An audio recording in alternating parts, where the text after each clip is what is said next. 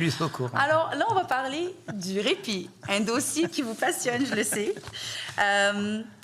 Et justement, donc, vous avez annoncé 50 millions sur 5 ans pour le répit. Dans le cahier des crédits que vous nous avez fourni cette année, justement, on a vu les montants qui ont été annoncés pour chaque région. Et on voit que sur 25 CIS et CIUS qui sont énumérés dans la liste, il y en a 11 qui n'ont reçu aucun financement la première année, dont aucune place a été créée la première année. On sait que l'argent est retourné dans le fonds consolidé du gouvernement, mais ça ne vous dérange pas parce que quand même, vous avez fait l'annonce en avril 2023, si je ne me trompe pas. Et de l'argent n'a pas été dépensé au 31 décembre.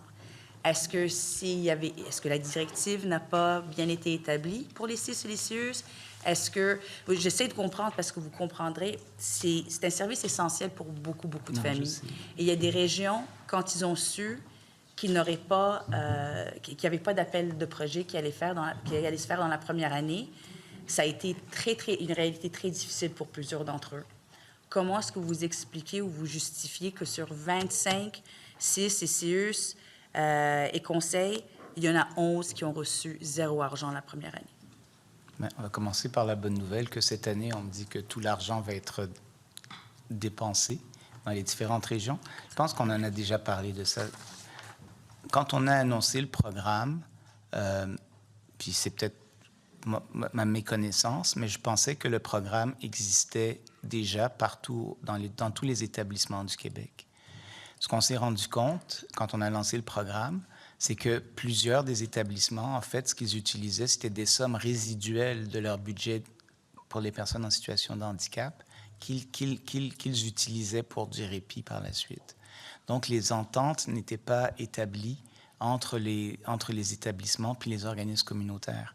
Puis comme on s'est déjà dit, bien, il y a des régions comme la capitale nationale où la collaboration se faisait très bien, où tout a pu être fait très rapidement. Puis il y a des endroits où c'est plus difficile, comme en Estrie, où ça a pris beaucoup plus de temps et effectivement, les sommes n'ont pas été dépensées. Puis, tu sais, c'est pas une bonne solution, mais malheureusement, les sommes sont périmées, puis le ministère des Finances ne va pas nous redonner les sommes non utilisées la première année. Mais maintenant, la bonne nouvelle, encore une fois, c'est que toutes les sommes vont être utilisées pour 24-25, d'après les prédictions que j'ai reçues. Et également, si je ne me trompe pas, lors de la dernière élection, le gouvernement s'est engagé à 100 millions pour le répit. Donc, il y a un autre 50 millions qui est attendu par le milieu. Avez-vous l'intention prochainement d'annoncer ce 50 millions? Je ne m'engagerai pas là-dessus, mais c'est sûr que vous avez effectivement raison. Là, c'est ce qui avait été dit. Et bon, avez-vous l'intention, d'ici la fin du mandat, d'être en mesure de pouvoir annoncer ce nouveau 50 millions? Je le rappelle à mes collègues que c'est ce qu'on avait dit. Parce que ce qu'on a entendu, ça revient un petit peu à ce que vous avez dit, des régions qui se plaignent du fait qu'il y avait du répit qui était financé par le CIS, le CIUS. Et depuis que vous avez annoncé votre programme, ben, c'est les mêmes programmes qui sont maintenant financés par le 50 millions pour le répit. Eux, ils voient ça comme 4,25 sous pour une pièce. Et ils ont beaucoup de difficultés parce qu'eux, ils avaient des services qu'ils ont développés. Ils voulaient faire accroître l'offre de services, pas le maintenir et changer le financement. Est-ce que c'était votre intention quand vous avez annoncé le 50 millions, que une partie de ces sommes-là soit utilisée justement pour pérenniser exactement des services que les CIUS finançaient à eux-mêmes? Bien, comme je vous ai dit, lors de la campagne électorale, là, on était convaincus que c'était un programme qui existait déjà et qu'on venait bonifier, et ce n'était pas le cas. Ce qu'on veut faire pour je ne dirais pas si c'est compenser qui est la bonne chose, mais on veut également travailler sur des sommes pour le financement du répit père aidant aussi, qui devrait pouvoir venir bénéficier à ces familles-là. On a des montants qui sont disponibles pour ce type de répit-là, et on va travailler à développer ce volet-là, sur lequel on a peu travaillé jusqu'à présent. Parce qu'il y a même des régions qui avaient des services de répit qui les ont perdus depuis que l'annonce a été faite. Par exemple, pour la Haute-Gaspésie, il y avait un service de répit qui existait et le financement a été retiré. Ils ont dû fermer. Ils ne pouvaient plus répondre aux besoins.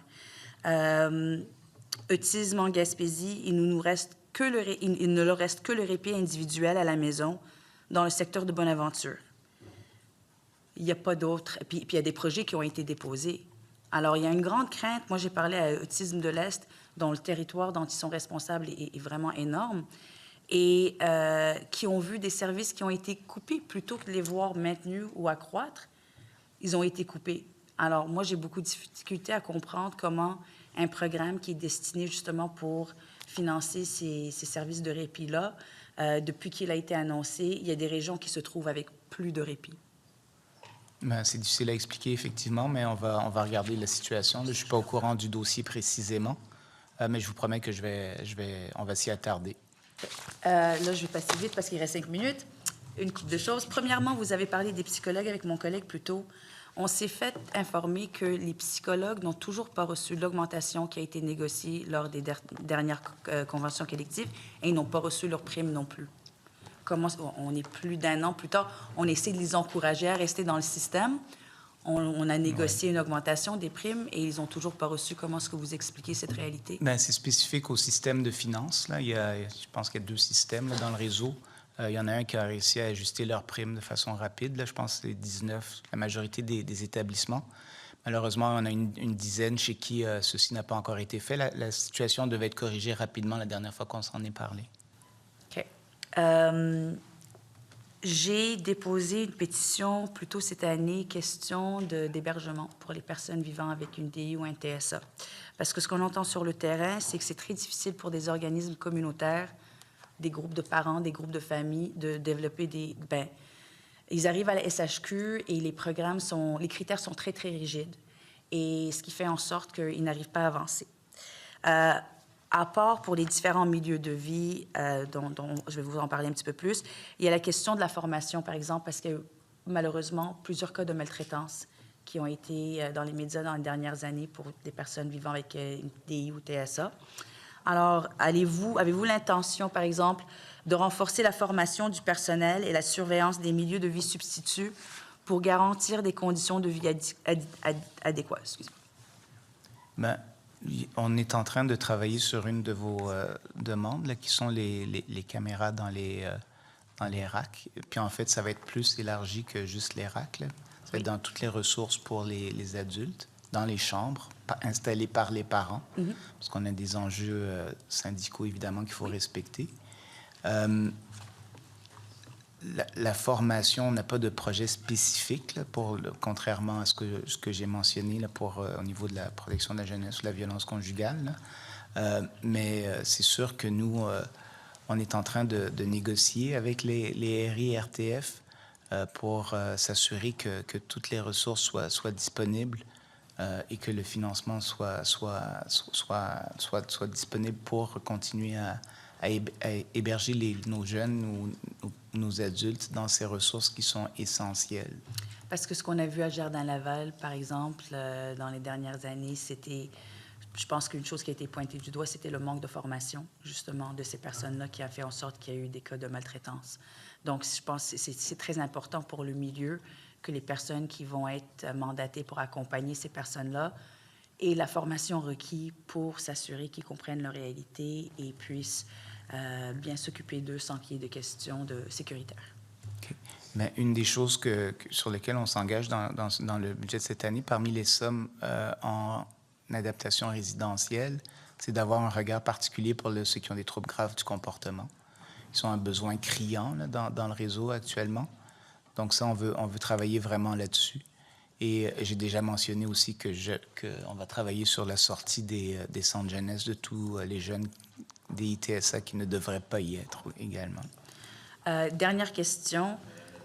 Votre temps est terminé. Okay. Merci. Merci beaucoup. Merci. Alors, avant de poursuivre, j'ai pris connaissance des tableaux concernant les listes d'attente qui ont été transmises par le ministre et j'autorise le dépôt de ces documents. Les tableaux ont déjà été transmis aux membres sur greffier et seront disponibles prochainement sur le site Internet de l'Assemblée.